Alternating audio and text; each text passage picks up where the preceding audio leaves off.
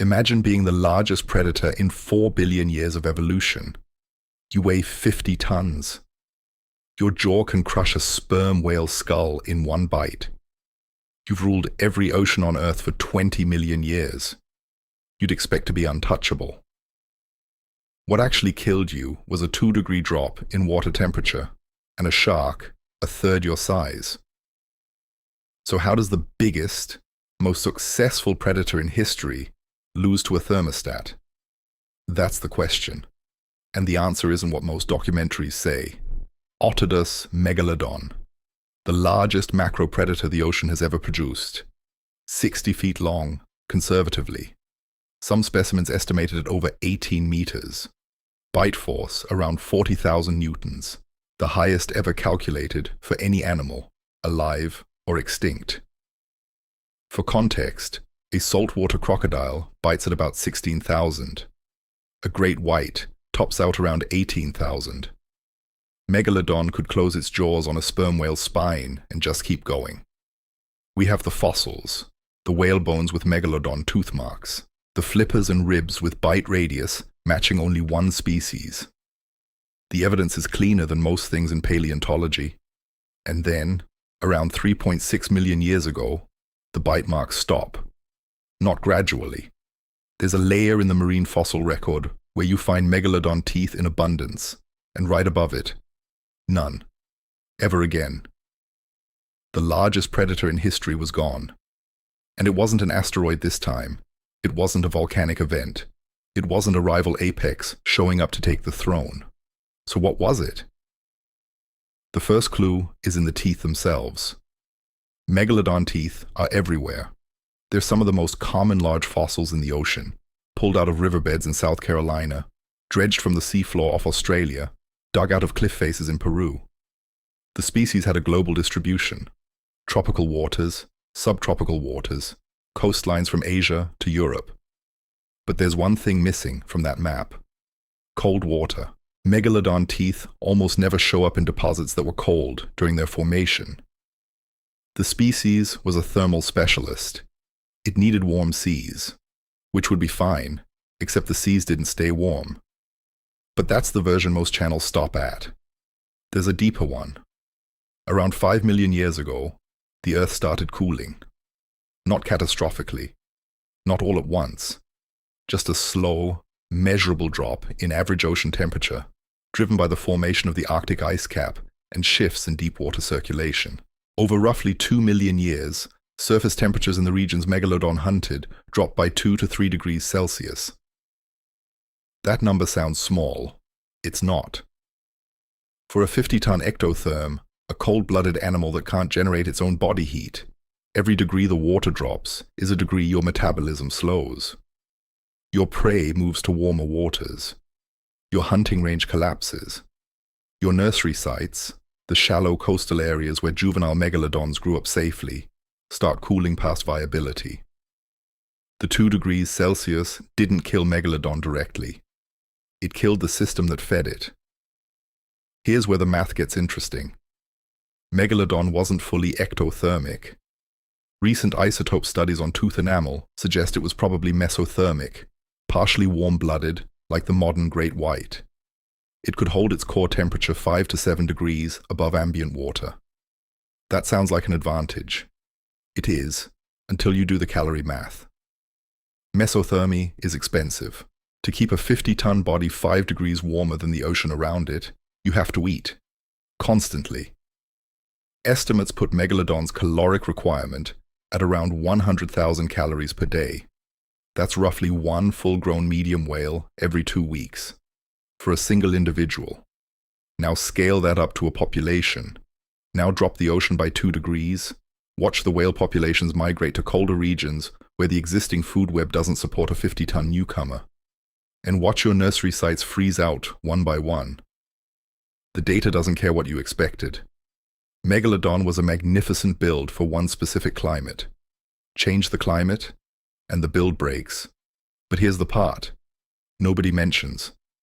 Megalodon didn't just lose to the temperature, it lost to a competitor. Carcharodon carcharias, the great white shark. Modern great whites evolved from a separate lineage, the Lamnidae, sometime around 6 to 4 million years ago. So during the same period, megalodon was struggling. A smaller, faster, more thermally flexible apex was emerging. Great whites can tolerate water temperatures from about 10 degrees Celsius to 25 degrees Celsius. Megalodon needed 15 degrees Celsius minimum, probably warmer for sustained hunting. Great whites are smaller, 4 to 6 meters versus 18. That sounds like a disadvantage. It's not. A smaller body means lower caloric demand, which means you can survive on smaller prey. A smaller body means more agility, which matters when your prey is faster and harder to catch. A smaller body also means you can hunt the same juvenile whales megalodon needed, but for less energy. Pause on that. The largest predator in history and a 6-meter shark were eating from the same plate, and only one of them could afford the meal. The fossil record shows the overlap. Great white teeth start appearing in deposits where megalodon teeth used to dominate. The transition isn't instant. There's a window of about 1 million years where both species are in the same waters, eating the same prey, competing for the same nursery sites. By 3.6 million years ago, the megalodon bite marks stop. The great white bite marks continue. The apex didn't pass to a bigger predator. It passed to a leaner one. So naturally, it got worse. Because if you look at the broader fossil record, this isn't a one-time event. It's a pattern.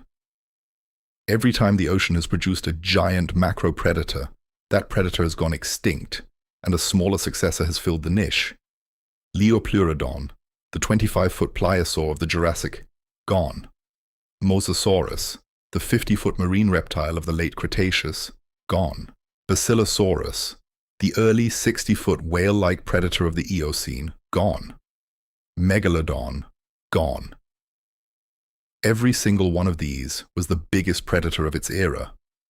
Every single one of them lost to something smaller.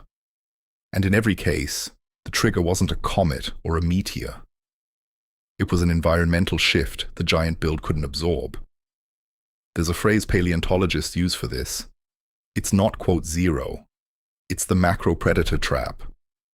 If you specialize hard enough to be the biggest, you also specialize hard enough to be the most fragile.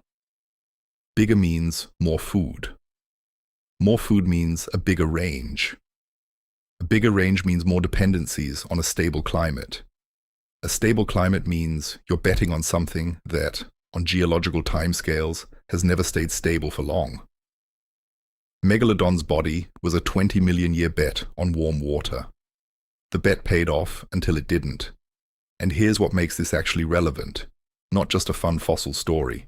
The Pliocene cooling event that killed Megalodon happened over roughly 2 million years. The ocean dropped 2 to 3 degrees over that span.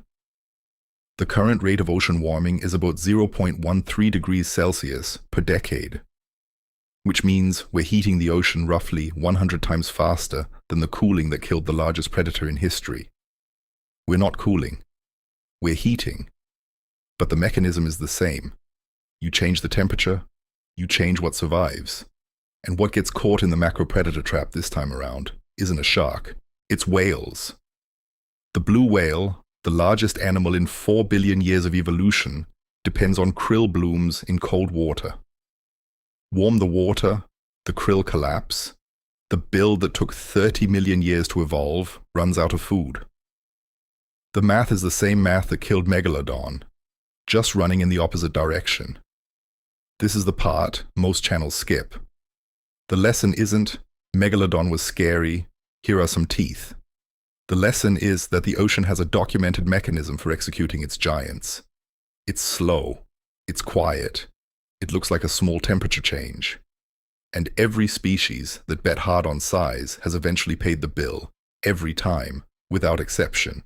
Going back to the trilobites, the math is consistent, the math is patient, the math is, frankly, terrifying. Megalodon ruled the ocean for 20 million years.